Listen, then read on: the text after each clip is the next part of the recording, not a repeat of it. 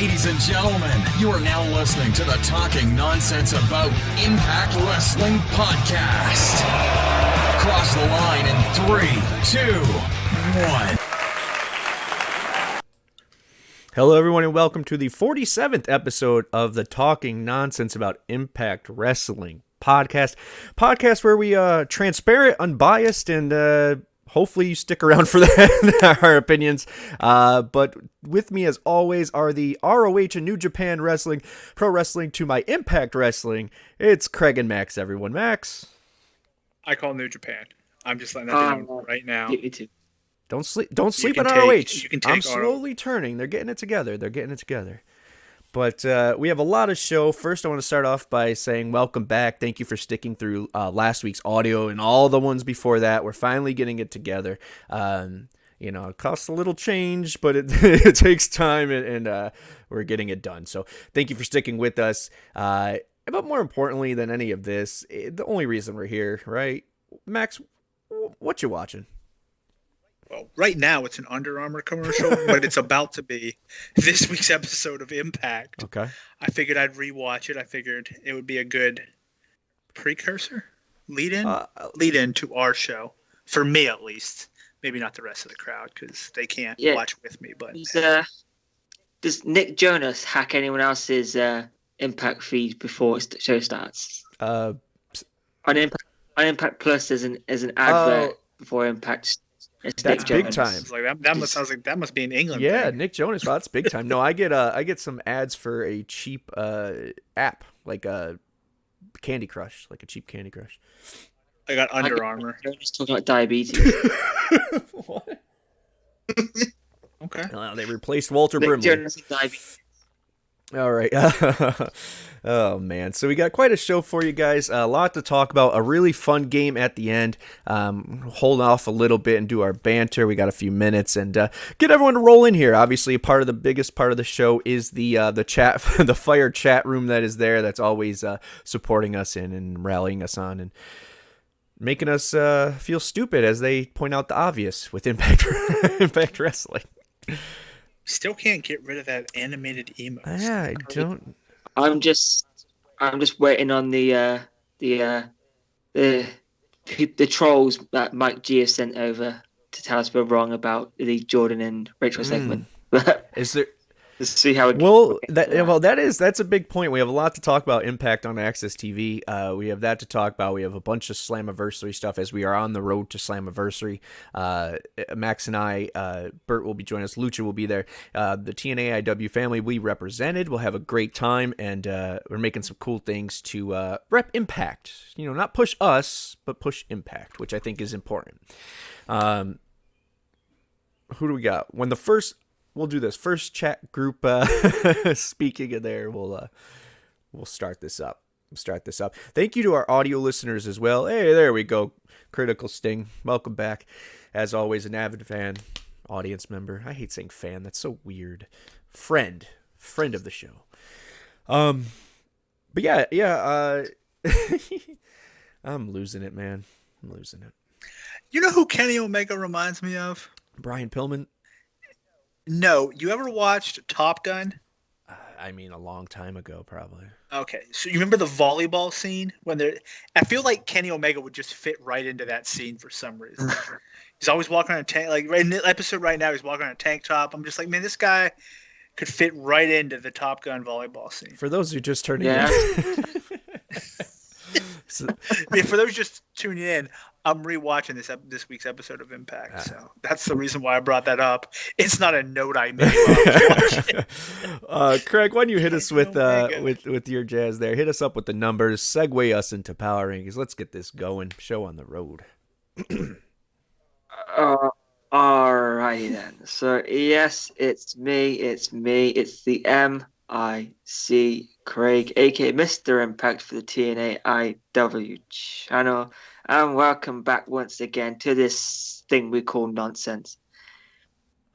We have for you, of course, as if you didn't know by now, you can find us here, there, and everywhere. Facebook, Twitter, YouTube, Sounder, Spotify, and wherever you get your podcast.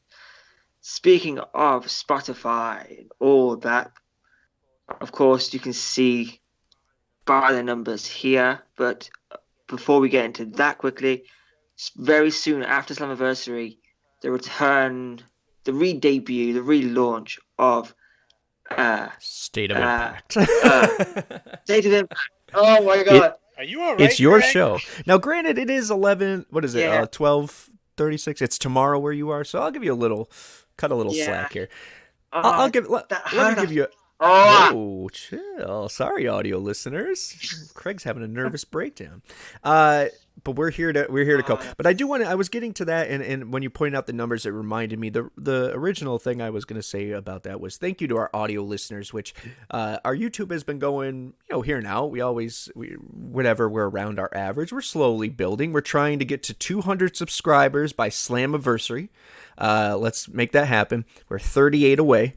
Tell your friends, tell your family, tell your local medicine man, whatever you gotta do. But I cannot wait for Slammiversary either. Hopefully we'll have 200 subscribers by then. But I do want to thank the audio listeners. The YouTube is here and there. And thank you to the ones that watch us on there, obviously, that actually want to look at our pretty faces. But our audio numbers have been doubling and tripling week to week, and that is awesome. Thank you for sticking with us, finding us again, or just now finding us. So thank you to you guys. And as you can see there, we're only down 12 from last week's YouTube, but down quite a bit from our 100 goal. And 17 unique watchers last time on Twitch, which is awesome. Even if you don't say anything in the chat room, thank you for coming to that. Coming in here, being part of the family, being part of the show, as the chat room obviously is. And we gained 1 sub on Twitch.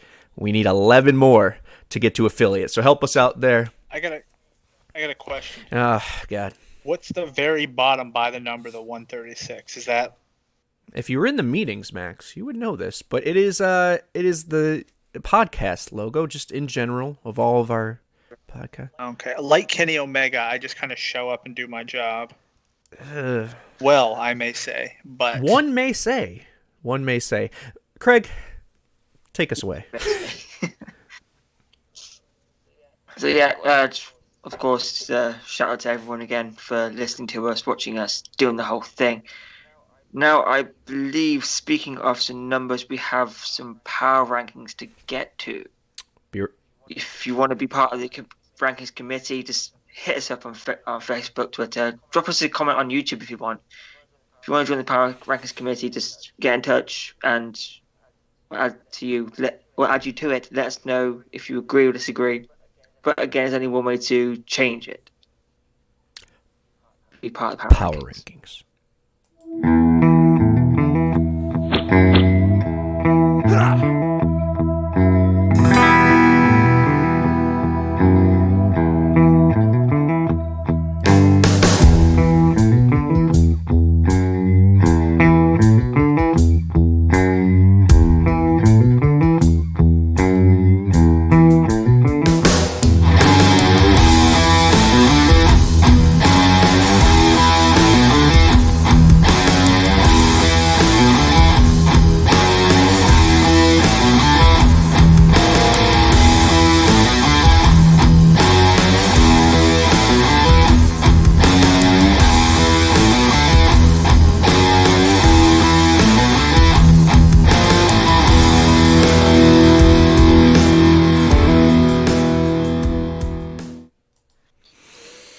And we're back. Still no Kenny Omega.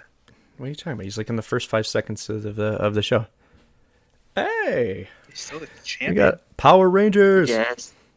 If you guys from the TNAIW group could just transfer your love of Impact to our, if you could turn it to there, Craig, why don't you get us rolling and started while I go bother the peeps. Yes, let's kick it off with the power rankings. Jumping in with number 1, Impact on Access TV. We had Rosemary defeating Kira Hogan, Diana defeating Susan, Rohit and Shira defeating Pete Williams and Trey, Jake Something defeats Sam Beal, Violent by Design defending the World Impact Wrestling World Tag Team titles against the team of Cozy Eddie. And of course, we had the Rachel and Jordan segment, very polarizing, and the official breakup of the Age of the Virtuosa. What do we think? And do we think there's been some rumors, like if you can call them that, it's one person really saying it, but they seem to get a lot of talk about on Impact Facebook group chats of Impact needing a reformat. In other words, stepping away from the comedy side onto the serious side of it. How are we feeling on all of that, Max? So in regards to the comedy, I like Swingers Palace. I think there's Same. I think there's a spot for that in every episode. I mean, you can take the rest of it into a more serious side, but I think there's certain characters that thrive in comedy. Like if you end up getting the IIconics or the was it whatever they're going to be called. They just I can't remember what they just inspirations. Thank you. Or what? Yeah, if you get them, they thrive in a comedy role. So putting them in Swingers Palace would be hilarious for them. So I also think it's a good way for some people who may be more serious to every once in a while have a breakout. So I don't think you have to completely remove it, but I wouldn't be against them saying, hey, like, this is our comedy segment. We'll shorten that, and then everything else will be much more serious. But I don't know. I guess that's just me. I mean, I like that. I think if you go back and watch, what was it? The Attitude Era. There was a lot of comedy in that. Yeah. So that wasn't all super serious, despite what people may remember. But overall for the episode, I liked the episode a lot. Now, just to make sure there's nothing that I missed, I didn't say anything. From this episode, nothing has officially been announced extra from Slammiversary, correct? No. Okay, just want to make sure there weren't any tweets or anything that I missed right after the episode. So I think it definitely is playing. I know we did our fantasy booking last week. I think we are going to end up getting Deanna versus Kimber at Slammiversary. I think that's what it's going to end up playing to. And I think they did a really good job of setting that up here. So I really like that match. I like the way it worked. I think they're working. I think it is. I think some things are coming together, and I think that's smart. You know, it feels like they're building towards the show and Slammiversary, and that's to me what everything should be done right now. So I definitely think that, at least for me, the Deanna, Susan, and Kimber thing was the highlight, just because I feel like that's boom. You don't know it, but I feel like that's going to be a title match. So that's something that I can get excited about to watch going forward. Yeah. Obviously there's a lot to kind of materialize here, or that happened on the episode, but not really.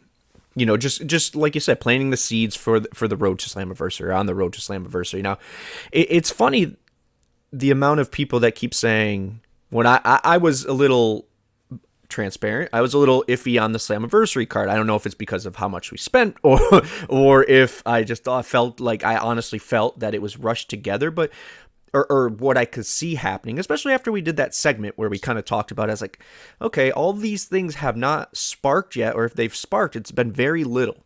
And I got a lot of flack for that. A lot of people saying, oh, we got a lot of time. Now, do we? No. And then now, we got 3 now weeks. That people are saying, well, this feud just got sparked last week, whatever it may be, the Deanna, Kimber, or whatever, I forgot what the incident was. Now they're saying, well, this should have been going on forever. Well, yeah, it would have been great if it did. I like this week's episode. Yeah, I do too. Was it A+?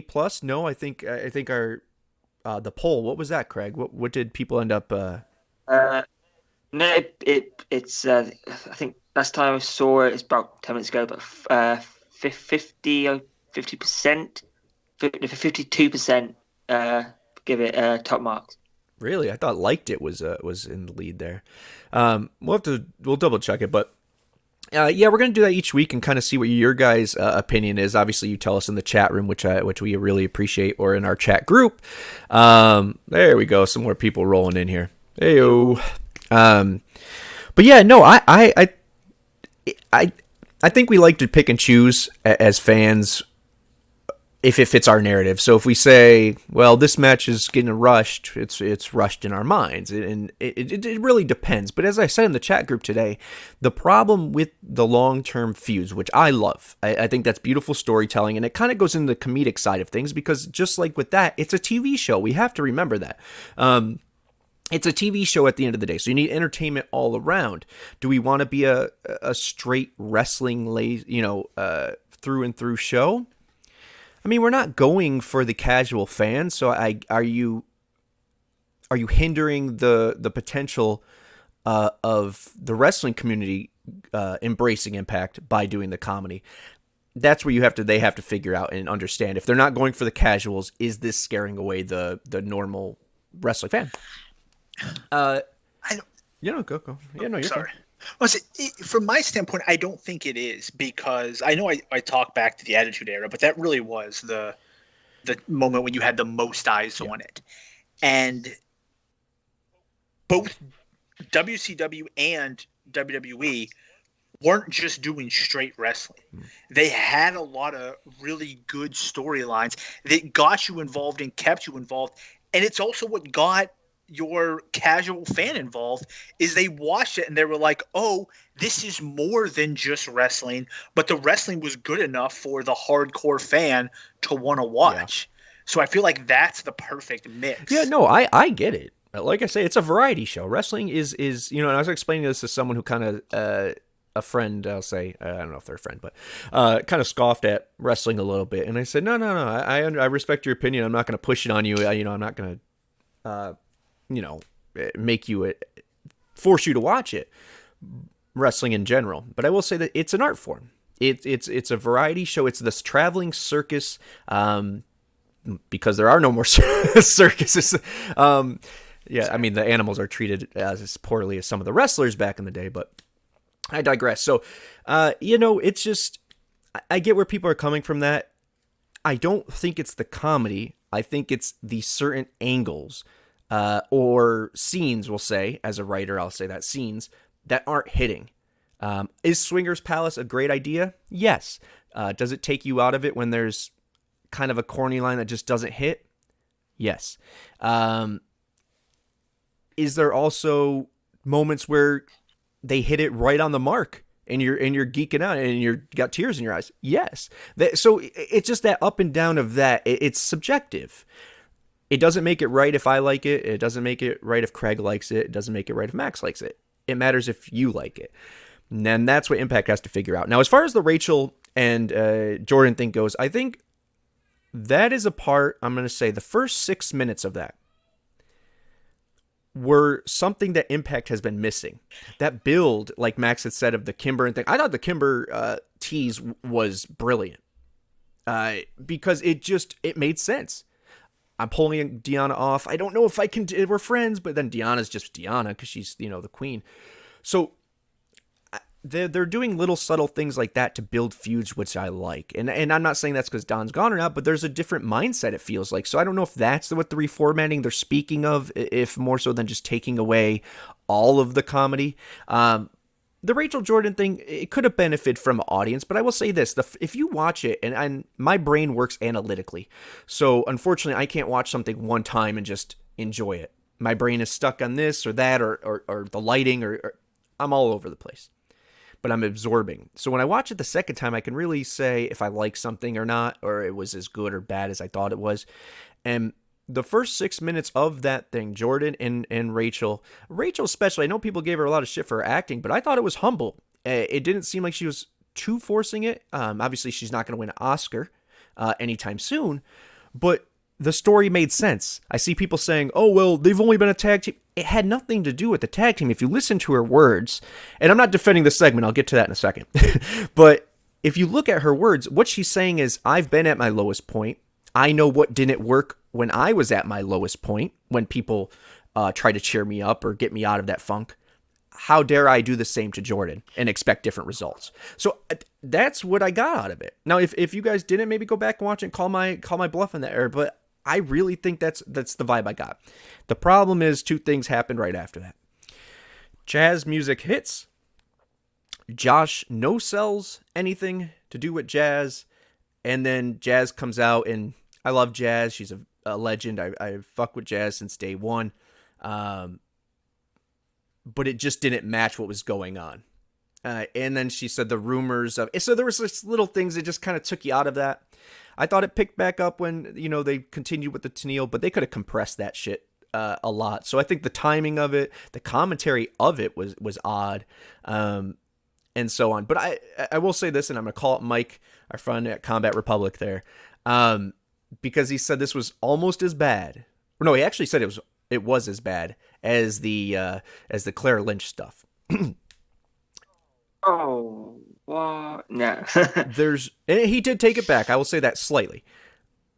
But there is no way this is even close to that, let alone, and I love Fire and Flava, worse than that Fire and Flava Fest, which was the drizzling shits. Okay? So, there's levels, bro. We haven't been that bad in a while. Baby AJ isn't here. But, yeah, so overall, I didn't mind the segment at all because it's something that I can see them rolling the dice on now that Don's not there. Maybe that wasn't since he was more of creative, excited, or that was a thing they talked about. But I think, excuse me, let me catch my words here. I'm reading all the comments as we talk. I think they're trying to clean their palette and figure out what works for this new creative team. And I think they're hitting on more than they're missing on. So let's be patient, and we talked a lot, so let's keep going. Yeah. So, nearly knocked a glass over there. Anyway, more WWE releases.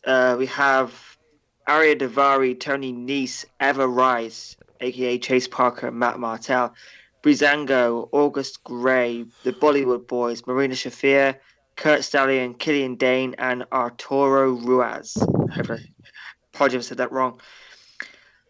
Is WWE done as the place to be now? And who should Impact look at for this out these releases?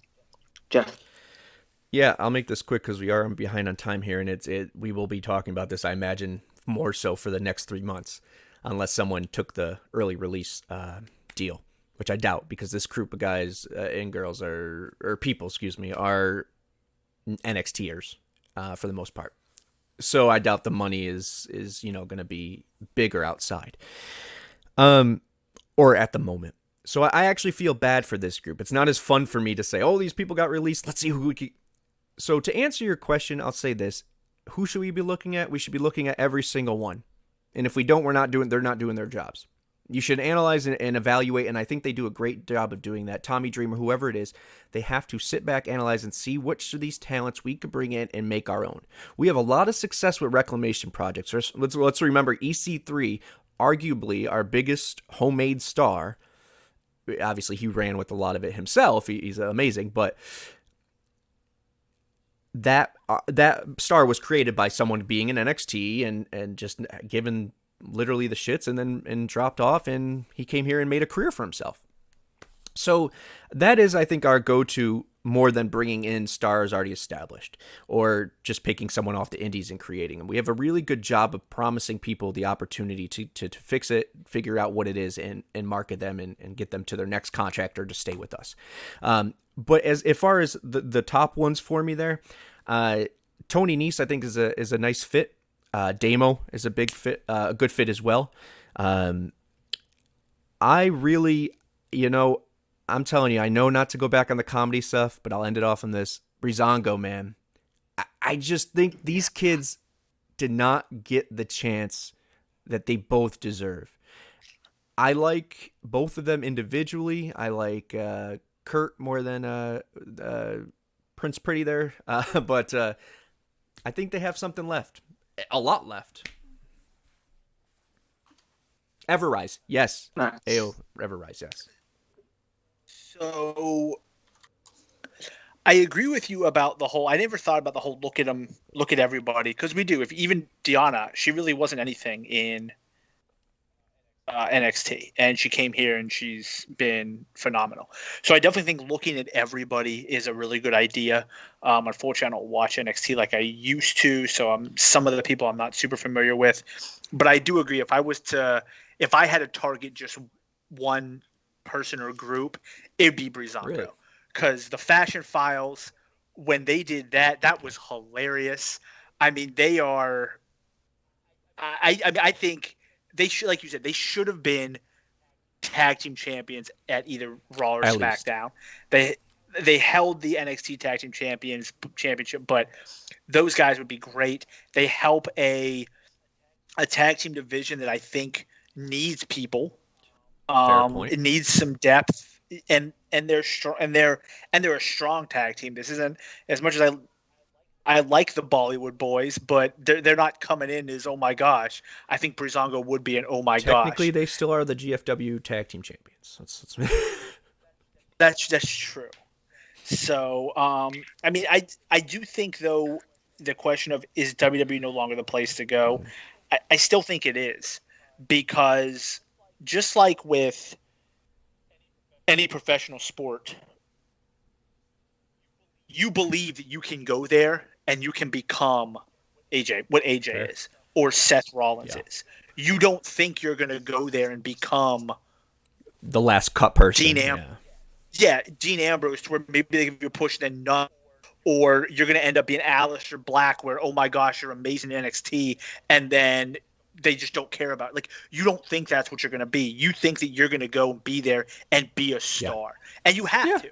Like, there's got to be some type of arrogance there. So I still think it's going to be the place to go. As much as people will talk about AEW, WWE still carries that name value. No one grew up watching. No one grew up watching AEW yet. Correct. Yeah, all of these guys right now. Now, maybe in 10, 15 years, that may change. But right now, your wrestlers that are coming up, especially your young guys, grew up watching WWE. Like, that's what people and want. TNA. They want to be. Yeah, and TNA. But I mean, so I just, it's still going to be the place to go. People are still going to think they can do it, and eventually, at some point, whatever's causing this firing spree is going to, I guess, slow down, and they'll start hiring again, in my opinion. Yeah, all the good ones, and then tame them and then move on. All right, what's next up? I want to get to this game.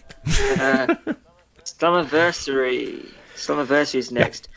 Slammiversary to provide surprises. If one wrestler from another company appears and one new knockout, who do you think it will be? Jeff. Smacks, yeah. So when we say one wrestler from another company, do we mean somebody from, like, New Japan, or do we mean like someone that was cut and then someone that is the rumor is that Fightful, I believe, is the source for, or broke the news, is that it definitely going to be at least one knockout, not a new knockout necessarily, but someone to join that division, and then at least somebody, didn't say male or female, that's going to debut that is under contract with another company currently. I'm still going with my prediction of Guerrillas of Destiny come out. I'm going to predict someone from Bullet Club is there. So either Guerrillas of Destiny or possibly Jay White, because I think he'd be phenomenal and strong, and I think it makes sense to put him. So I'll go with Jay White just because he's the leader, and I think it makes sense for him to potentially challenge Kenny to set up something as a Bullet Club thing. The knockout thing I'm still going with the IIconics. I'm going with both of them. I think they show up. I think they're there. Impact makes too much sense for them. The reason I'm smiling is for a few things. I won't get into Sami too much because I think there's a possibility he wins. I know the road that they've written to get the belt off of him, off of Omega, is, Craig mentioned off air, coming to an end at some point soon. I personally think that's Bound for Glory after Moose wins Bound for Glory series. Take that for what it's worth. But how badass would it be if Kenny Omega wins and we're booing, boo, boo, and then Jay White comes out and the Bullet Club music hits and everyone comes out and they all join. Maybe the Good Brothers say fuck it and they join too. The roof albeit low to begin with, is going to come off that motherfucker. All right, so I think that's a possibility. But as far as is what I won't guarantee anything. But what I can say I think to pick someone different, although I think the IIconics will be there. I don't know about Gorillas of Destiny. Maybe they are part of that Bullet Club thing. It makes a lot of sense. Jonathan Gresham's an interesting one. He keeps talking about July 17th. People keep playing that where he's saying he's going to invade and war in the independents. Let's remember that there is a Warrior Wrestling in Chicago on the 17th as well, at the same time as Slammiversary. So he could just be playing us all. I think eventually ROH does show up, but I don't think that's it either. I'm going to go with 2. One I'm going to say I think as a guarantee, especially after they release the schedule, is Laurel Van Ness, Chelsea Green. They're doing a best of Chelsea or best of Laurel Van Ness on Access TV, so pretty good thing there. The other one is someone else they're doing that with, and Mickie James. Mickie James is going to start, I believe, the bridge to NWA, and the very least having some knockouts in that tournament that she's producing over there. No strings attached, but I think that's going to happen. So I'm going to say Mickie James is that, and as the person that's under contract to another company, I'm going to go Christian Cage. Oh, okay. I thought maybe you were going to go with the James gang. Nikki and Mickie. Oh, I will walk the fuck out. If Aldous is there. No, I'm kidding. No, but I think Christian Cage is a possibility rather soon. I'm sorry. If it walks like a duck, quacks like a duck, whatever the fucking phrase is. He has our music. His shirt says outwork everyone. Or everybody. We're selling his merch. He's in the trading cards. he's in the pins that are about to come out. Too much sense.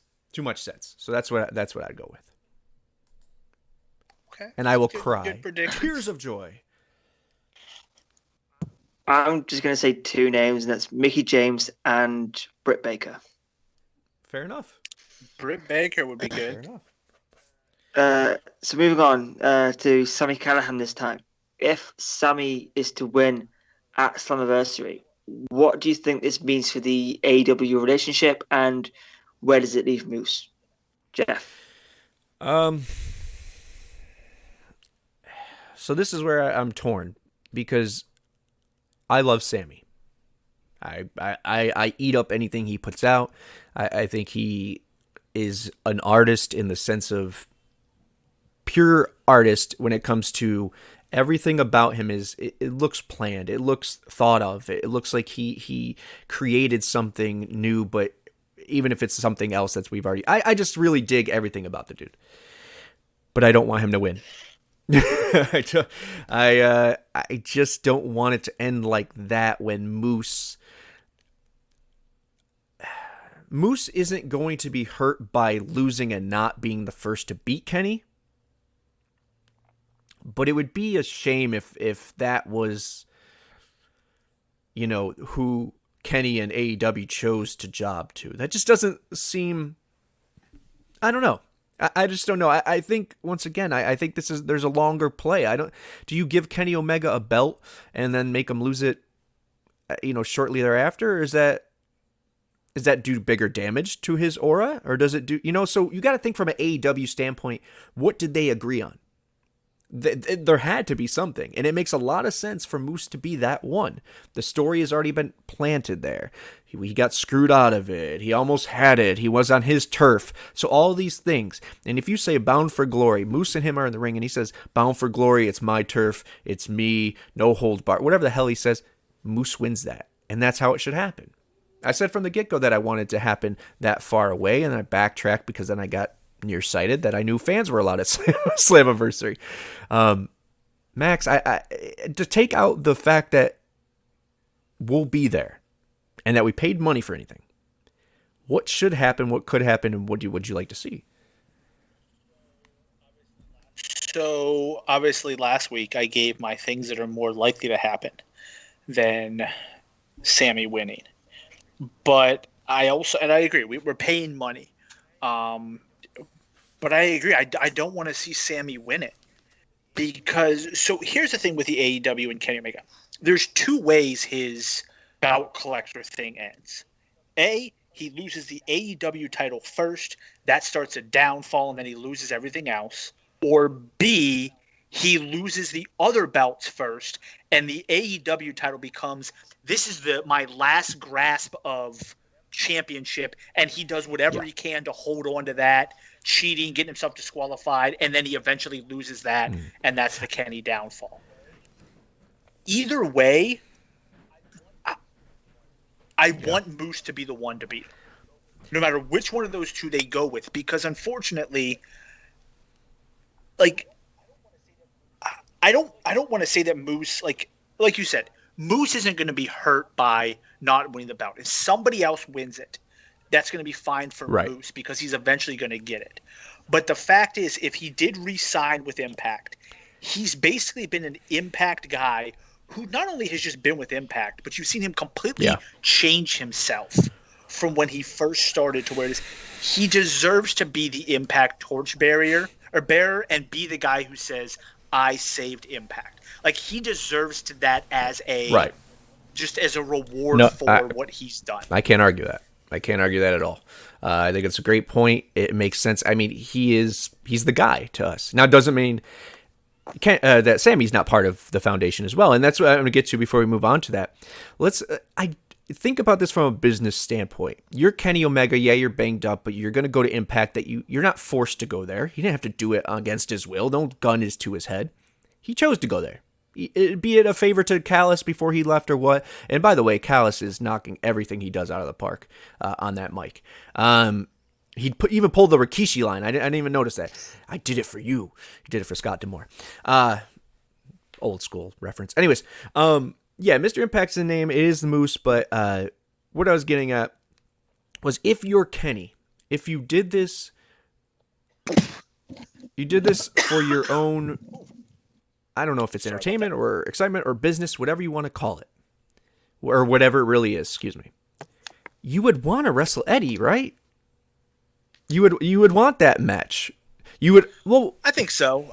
I think you give those guys, and I do agree. I think you're going to end up giving those Impact originals or the Impact so let's think about to all their matches. That gives us Eddie still left, right? They've never one-on-one, no? Yeah. Eddie, which we're getting. Sami, Moose obviously would be, you started, but there's always been something. And you're telling me he's not going to wrestle Bay or Ace? I mean, maybe not, but I don't think he does wrestle them. Josh Alexander. I mean, Josh Alexander's a possibility. So to get that out of the way, I think part of the reason I want Sami to lose is so Moose can win, and the other part of me wants Sami to lose so Kenny stays for a little bit longer. Because if that's the end of it, wash our hands clean, AEW goes away. All right, Don was fired on TV, we move on, but I just don't want to move on. Or I want to move on, but I want to move on with a story working. Here's the one thing I will say, though. Kenny losing the title doesn't necessarily have to end the partnership.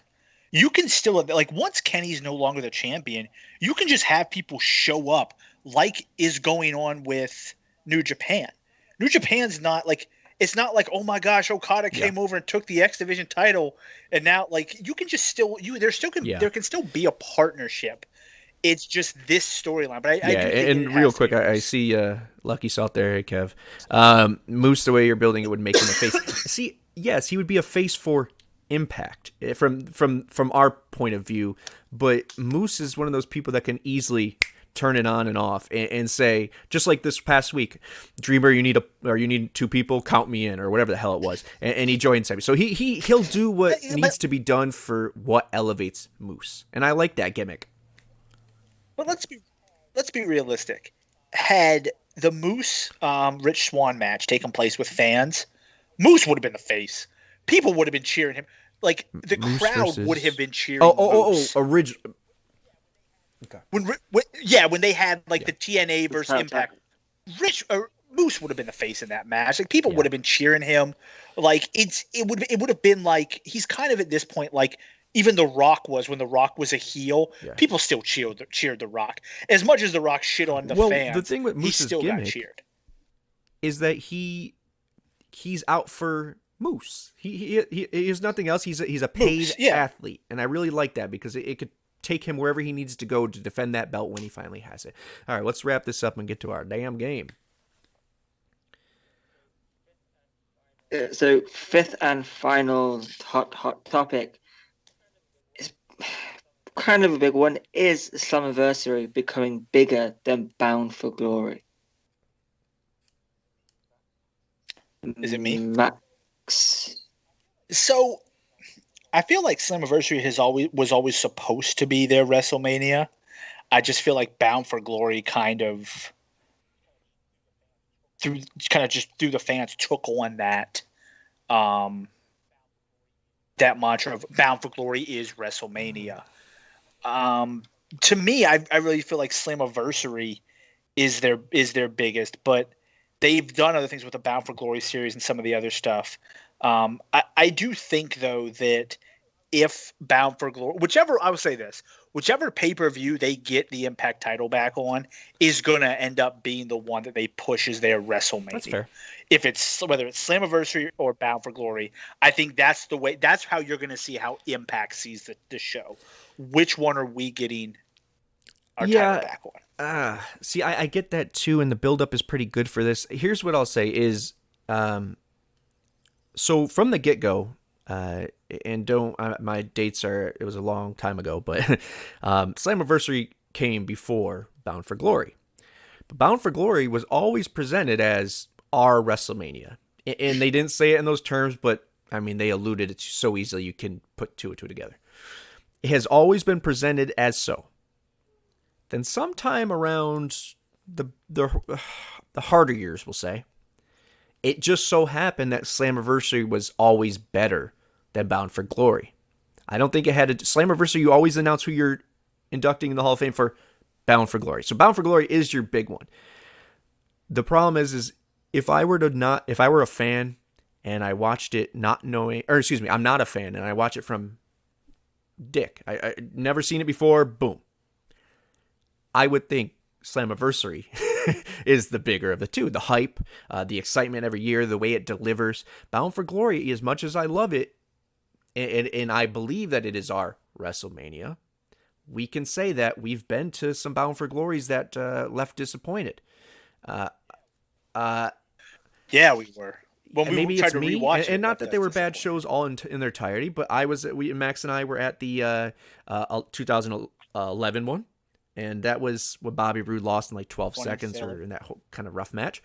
And then I was just at the one in Bound for Glory where Aries lost the belt and flipped off Don Callis. So I don't know if I don't know what that means for Slammiversary, but I was about to say if Slammiversary. What sucks is I don't go to many, so I don't have that. Yeah. But yeah, so no. Point being, I think from an outside perspective, see, the problem is there was a time where Josh Matthews would always call Slammiversary, like a little period where they were trying to make Slammiversary the big one. And I don't know if it was because of that bullshit with the Wrestle One when we had the Bound for Glory that wasn't going to happen in Japan. And that was a rough time. So I think maybe they just switched out of necessity to Slammiversary being the big get. But I'm ready for the 4 big to come back. I want Lockdown. I want Slammiversary to be on the same level as Bound for Glory. And I want Bound for Glory to be on the same level as, which one I'm missing here? Now it's Destiny or Destination X. Them are our big 4, I'd say. That's fair. Now, I will say, to me, Slammiversary feels like Royal Rumble. In the sense that, like, if like I know, and I'm talking in terms of like WWE big shows. I know technically SummerSlam, I think, is supposed to be the second biggest. Royal Rumble has always felt bigger to me because for second place. Okay. Yeah, I always enjoy the Royal Rumble over SummerSlam. So it's always like WrestleMania and then Royal Rumble.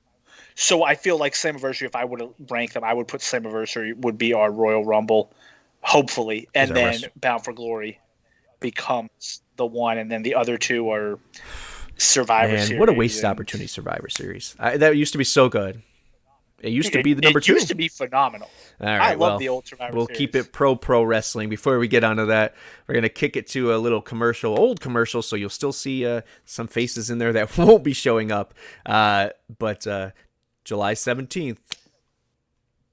You never know. Oh, Joe may get fired again. Nashville, Tennessee. It's Slammiversary.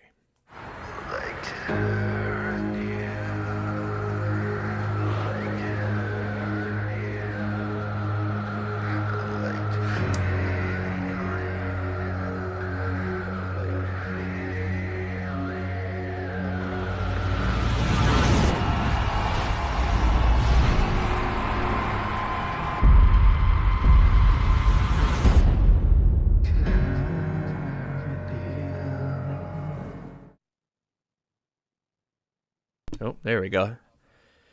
Man, I love John Burton. He's What's awesome. that? John Burton. Oh, he's awesome. Yeah, I was like, I like Tim Burton. What the hell are we talking about? John Burton.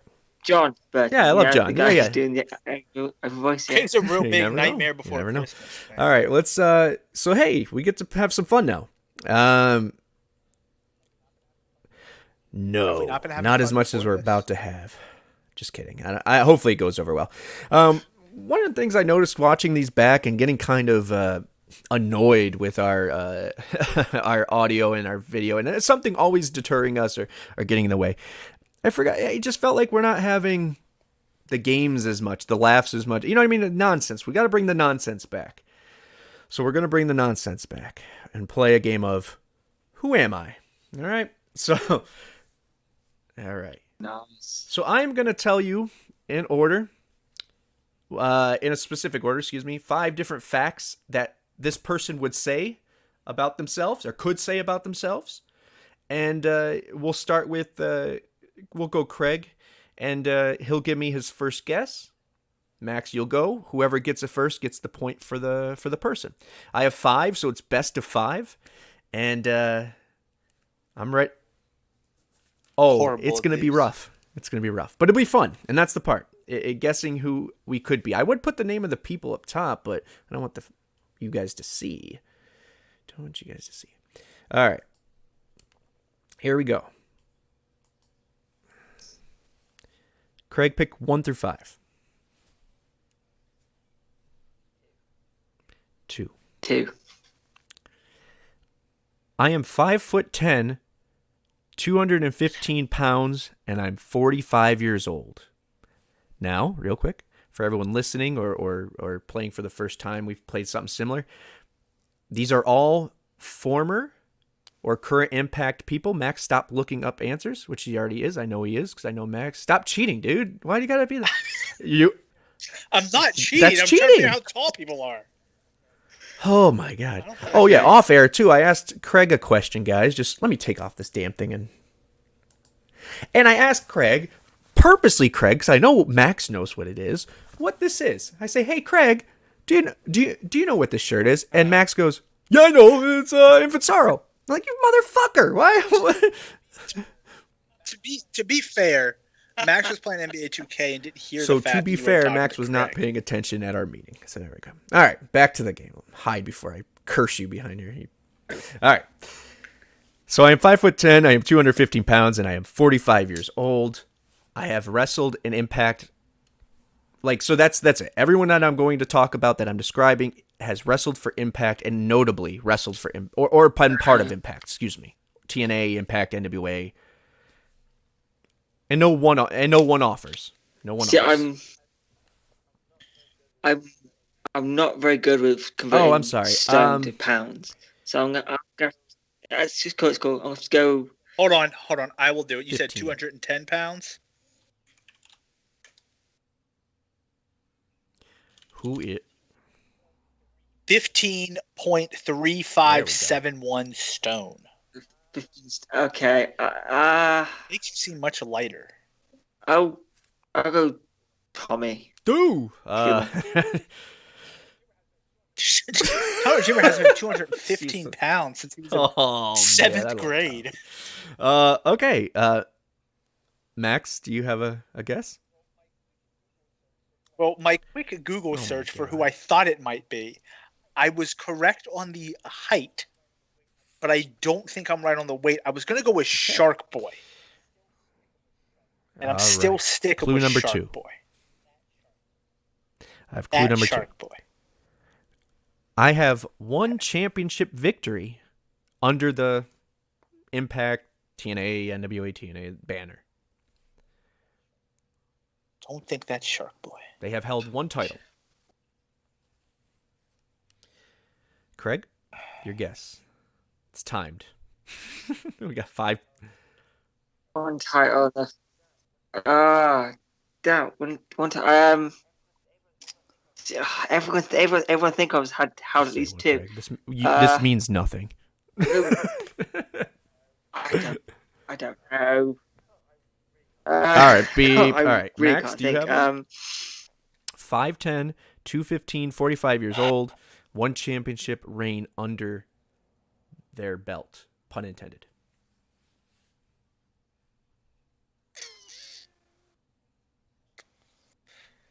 I'm trying to think who hits the 45. Think of what era that is. Yep, that's smart. Yeah, so that would be X-Pac? Okay. 45? So now I'm not telling you guys if you're 5'10". right or wrong. Yes, I will. I'll tell you if you get right, and whoever gets it gets the points for that. That first. There we go. That's what I'll do. Duh. Okay. So clue 3.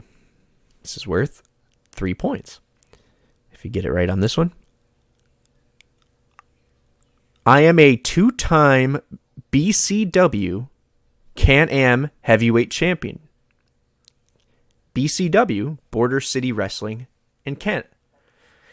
I thought you were talking about VCWR. BCW 2 times in Canada. Craig. So it's Scott Demore's promotion, right? I plead the 5th. So 215, 45, one title. Pete Williams? Okay. Max? Curry Man. Number 4. I don't know anybody who That's wrestled in. That is fine. It's the point of the game. All right.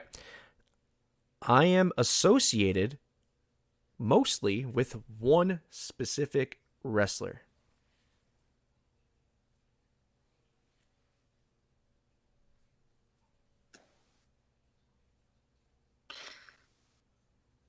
Craig. Huh. Yeah, I was thinking one wrestler. I'm guessing Canadian. Oh, D'Lo Brown. Good guess. Max? I have no clue who wrestled in British Columbia Elite Border Wrestling, City whatever the hell in it's Canada. called. Close enough. All right. All right. Next up. Last one. I like to gamble. Craig. He is 5'10", 215, 45 years old, won the BCW championship twice. He has held one championship under the Impact banner. He's associated with one specific act for quite a long time, and he likes to gamble.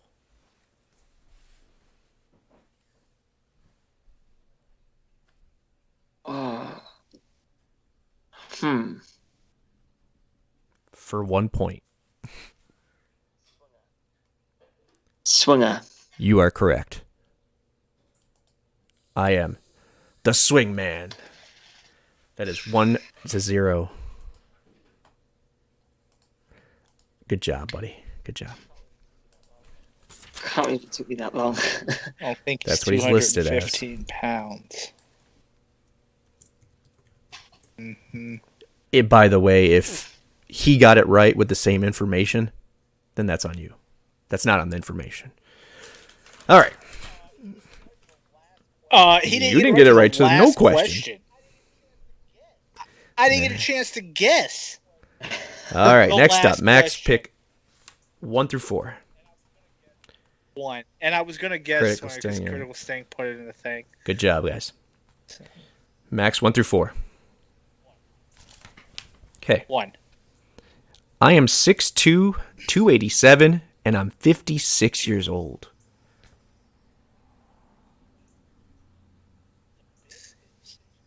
Is Abyss 56 years old? I don't think take that he's guess. 6'2", though. It's Abyss. Craig. 57. 56. 6'2". 6'2", 287. 56. This person has been an Impact.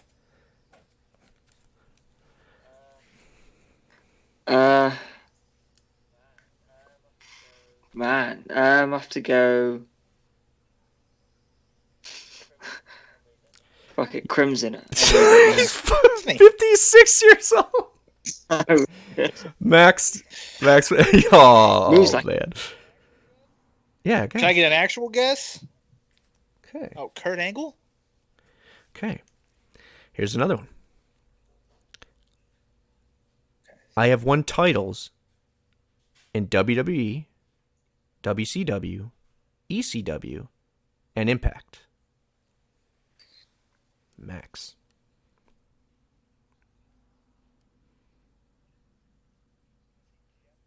I was going to say Jeff Jarrett, but I don't think... Your guess. I'll go with Jeff Jarrett. Correct. I don't think he was ever in ECW.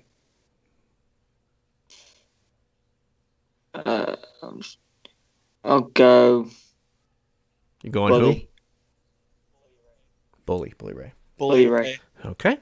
Next up, Max. I won the TNA championship when I was 44 years old.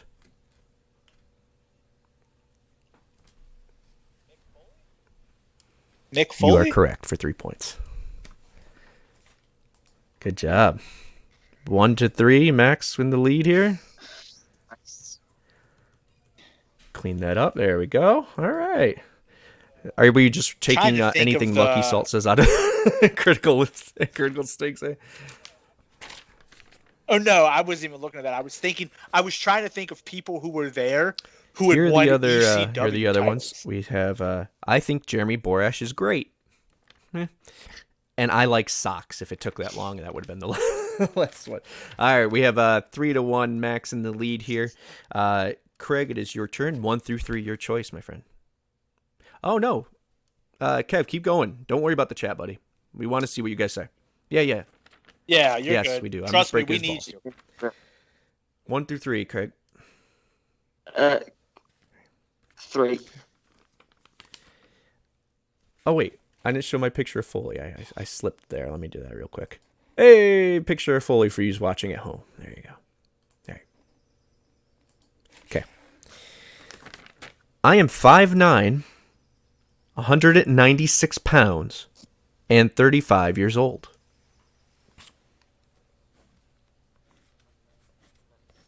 5'9", 196. 196, which is I don't know. Hold on. I can, and he's 40. 14 stone. 35. He's 36. 35. Your guess, sir. I'll go. Oh damn. Craig. Sami. Okay. Sami Callahan. Max. Amazing Red. Both good guesses. I was only an Impact for 5 months. Craig.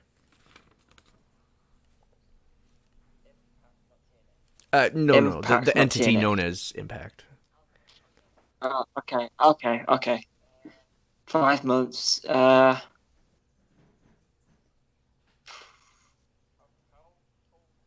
How 5'9". tall? How tall again? 5'9". He's shorter than I. Or she. X-Pac. X-Pac. Good guess. 35 years old is a little hard, though. Max? No, Ishimura was there longer. But the height may And work. the age would work, I think. Yeah. Yeah, That's you're right. I'm He might not be sure about younger. the age. All right. So I'll still go Ishimura. Number 3. I was offered my release from Impact because I wanted to tag with Sami to face the Great Muta. I got my release. I don't know if that puts a date kind of on it. It's a hard one still. Craig. I released to Sami face the Muta. I'm trying to think. Damn, I can picture that. I just can't remember the name. Your guess. To go. Damn. I can't think. No, I have to. Max. See, critical thing is thinking low key, but I think he's been there longer than 9 months. 5 months. Maybe 5 for months. a point in time. Just to recap for everyone listening and to you, those they've been an Impact or its brand or entity in business, company 5 months at the. Jesus Lord, they were only in the company for 5 months. They were offered their release because they'd rather tag team with Sami to face the Great Muta. And they are 5'9", 196, and 35 years old. Max, your guess. Xavier Woods, but he would have been there longer. I'll go with Xavier Woods, even though I know he's been there longer. But I think he fits the height and the age requirement. I am a former Cruiserweight champion.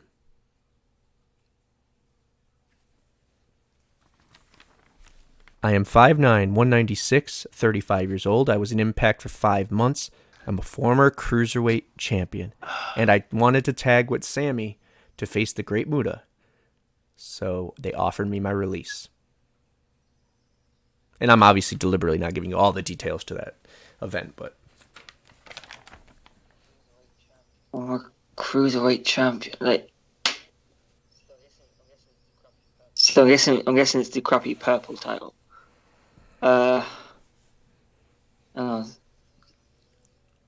It's TGP, and it can't be.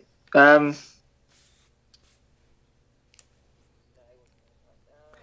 Correct. It wasn't an Impact. Damn. I don't. Screw it. Just give an answer. I'll go Swoggle. Max? Brian Kendrick? Good guess. I liked AO's guess there, but I still think I he am was there 5'9", longer. 196, 35 years old. I was in Impact for 5 months, or its brand, or company, I'm a former Cruiserweight champion. I tagged with Sami, and that's to face the Great Muta one time, so I always offered my release instead of showing up to a Impact event, or TNA event, whatever it was. And here's your last clue. If you do not get this, I'm going to be very upset. I'll give you the standard 10 seconds each. Craig, I was released from the WWE this week.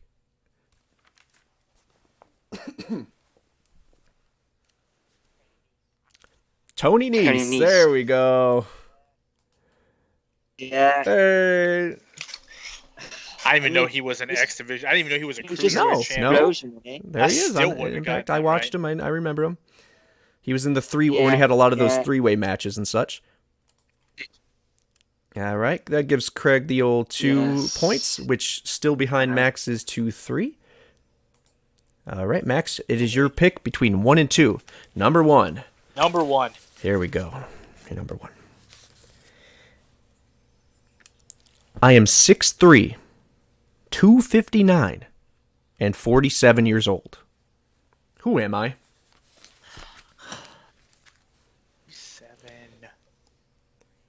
259, 47 years old.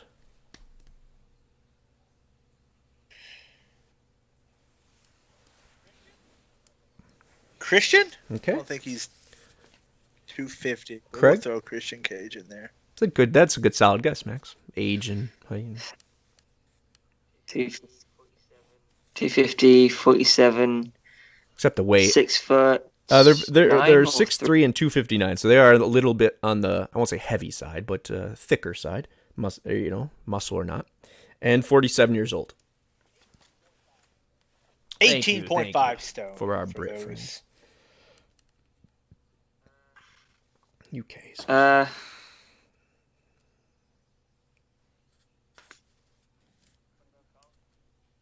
Congo Kong? No. All right. Next, Max. I have never won a single Impact Championship. And that is not single, like as in, I mean any kind. Any. Oh, man. Crimson? I'm okay with you mentioning that he's never won a title, but no, it's not Crimson. That's why. Craig. Never won a title. But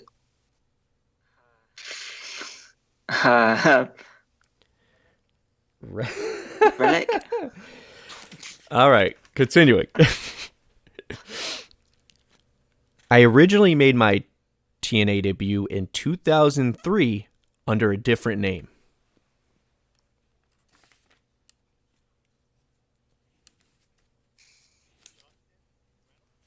Dustin That is a Reynolds? good quality guess, but wrong nonetheless. All right. Ooh, I see a PCO in there. That's cool. That's That's what I had. cool. Craig, did you have a guess?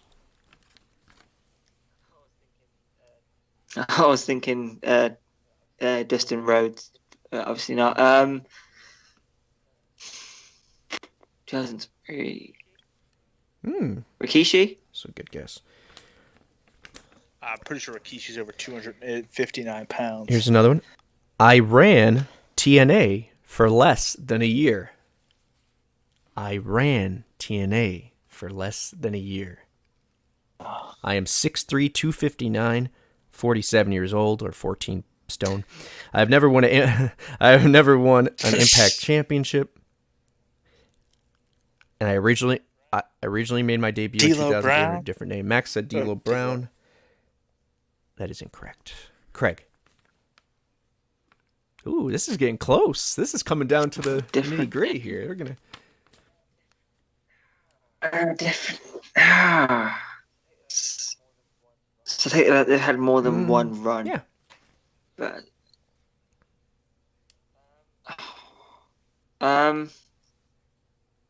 Your answer. Ooh. Abyss. I like that. Besides, Abyss is allegedly 6'8". Last one.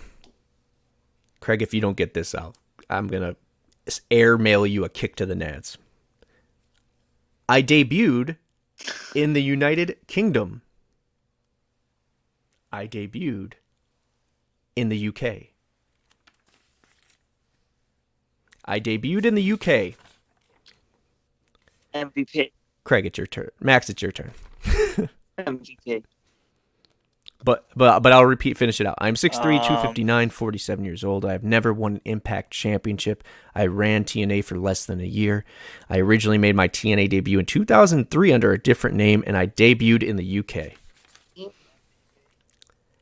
MVP? Craig, my friend. He Just fucking said it. MVP. Don't worry. No, technically he Oh my debuted in God. Scotland. Isn't that part of the UK still? Isn't that part of the UK? Hawaii They don't doesn't wanna want to be be. part of the States, but if they're from Hawaii, here's Texas. Either it's Texas, but they still count. Oh, man. Critical state. Thank you. All right. Here we go. The last one by default. Oh, wait. I got to update. Max is still in the lead. BDC for life. All right. 4-2. 2-4. Son of a Craig, you biscuit. could still win this. Anyone could still win this. All right. You can. Craig, you go first. Remember that, sir. Okay. Okay. I am 5'11", 140 pounds, and 33 years old. Can you convert the size for him, please? The weight. Oh, yeah. 140. 133 pounds? Oh, 140. That's like 1 stone or something. 10 stone. 10 stone. I was close. So this person is stone. 5'11", 140 or 10 stone, and 33 years old. Your guess. Currently 33 years old. Currently 33 years old. Rockstar Spud? Max. Crazy Steve? Okay. I don't think Crazy Steve is that young, but the weight maybe. I don't know where he's at. Skinny. I think mid-30s, so close. I don't know. I always never thought about a female. Good thinking, Lucky. I am not a professional wrestler. Craig. Not a pro wrestler. Not. This is for 4 points in the win. Let's make it more dramatic. I am not a pro wrestler. I am 5'11", 140, or 10 stone, and 33 years old.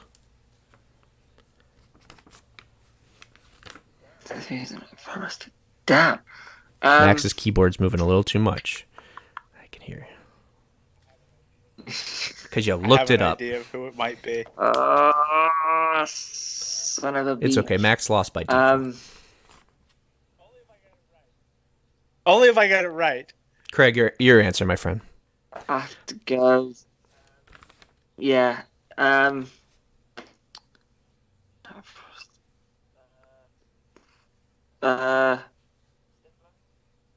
Stifler? Probably older than that. You are on a good track. All right. Max. Is it Brooke Hogan? Craig, you are the winner since Max cheated. Why couldn't you just wait? I was like, I think she's younger than you me. You couldn't just wait. What am I Googling? Not a wrestler. No, you're at some, I'm guessing, pro wrestling fandom or database, and you typed in, or you were in Google and you typed in, what is this person's age? No, I typed in Brooke Hogan. Because that was my guess. That's like saying, the teacher says, well, hey, you just came up and asked me for the answer. But I thought of that answer first. That's not how that works. That's not how that works. Yeah. I didn't ask the teacher for the answer, but none of that stuff gave me what it was. You are the winner. 6-4 for cheaters. Cheaters never win. Matt. I mean, it's a technicality, and us Brits have been winning on them for years. There you go. We'll take Just like you'll win the thing, right? We'll leave that up there. So Max was the kid that went down and unwrapped all of his presents and then wrapped them back up, aren't you? I need to know. I can't wait. Oh, my Lanta. Well, hey, that was fun. Fun fact, and that I give you full reign to say what you want. I would have never guessed Brooke Hogan. Like, I clearly knew it was Brooke Hogan. That's why I typed in Brooke Hogan. You knew it was Brooke Hogan? That's why I typed it. That's why on the second one, I was like, I think it's Brooke Hogan. That's why I Googled Brooke Hogan. Still, that's I was cheating. like, I wonder if she's 5'11". I wasn't sure if she was over 5'11", here are the other or if she was like 6'2". Because I remember she was a giant. So how well, here we go. Here's that's the next. That would have been the next thing, actually. I became a TNA consultant at 24 years old.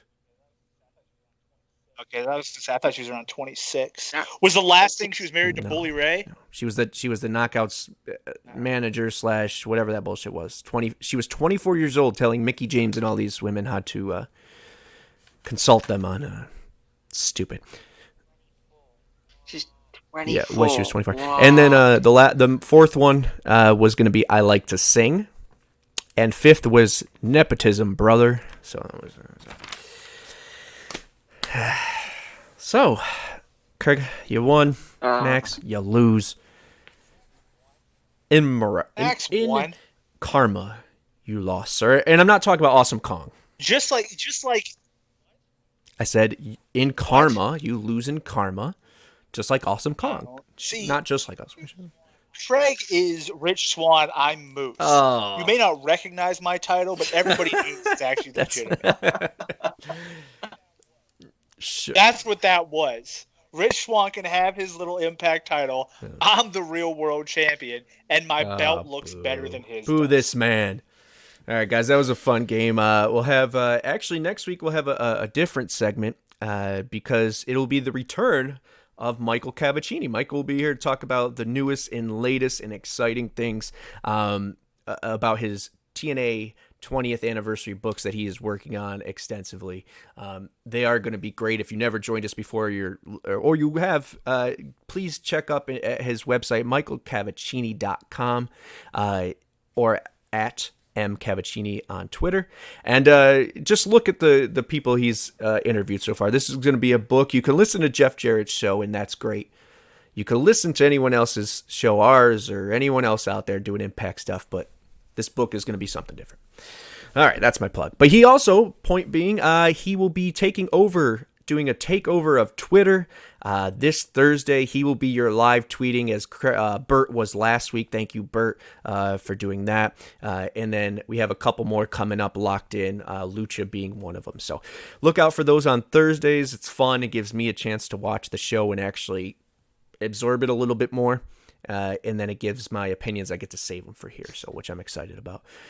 So what are we looking forward to, guys? We have a little bit of time just to banter, which I always love to do, talk nonsense with you guys. What are we looking forward to the most coming out of this next episode? I mean, Team Tommy versus the Elite is going to be incredible. Like, I was very concerned it was going to be Tommy Dreamer in this match. I was very concerned.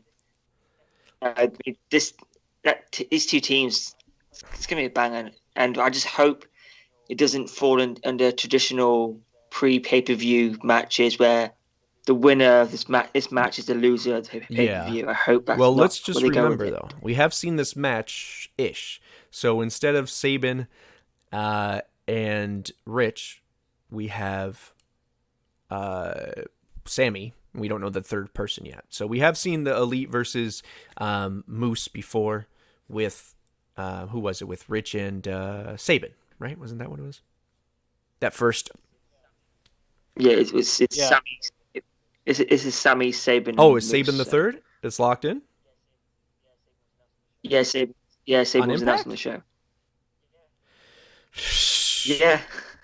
Put the Jesus. Well, main event. Sabin's the third man. So, yeah, it literally is the same match, but we're switching Sami for Rich. Yeah. And if that's any indication for Sami, doesn't look good. It's true. That's how Kenny gets you. Push you in a six-man and figure what's else going on in the world of professional wrestling here, at least with Impact side? I think I saw something pop up from AO there. Is there a show right now for AEW? Are we missing? Because there is. Yeah, Kenny Omega's defending the AEW World Championship against Jungle Boy. So I don't probably have. Oh yeah. I'm sure Kenny's. So I don't have to walk out the loser of that one. Okay. Jungle Boy. No. Man, I don't. I like the human being. Anyways, I don't get on pro wrestling. Okay, so what he had said though was Conan just came out to the LAX music. Conan where? On AEW? Yeah. So yeah, Conan's there because it's gonna be I think it's a Revival verse. Aliens. PNP. Yeah, whatever they're Mexican. I see something that says Christian is so turning on Jungle Boy. Now I'm not obviously in the know with AEW. I gave it a chance and drifted off a little bit when the partnership kind of spluttered, but. Christian is turning on Jungle Boy. A heel Christian, I don't know the situation or if that's going to happen, but I once again feel Christian is either signed to us and is lended there or vice versa, and we're just exchanging with Kenny Omega. There's something to that. There has to be. Too much Christian Cage on the Impact Twitch commercials. We can only hope. I want to speak to you about something. A while back, I listened to Grado's podcast, and he talked about how TNA didn't pay him, which is not surprising at that point. But apparently, TNA literally drew out a check. They just drew a check for him to cash. He tried to cash it, but it didn't work. Obviously, it didn't work because they literally drew the check on a piece of paper. That's real. And sent it to him. Yeah, he went to try and cash it. He didn't know what a check was? I don't know, but he went to try and cash it. Apparently, one time as well, he just got an empty FedEx bag.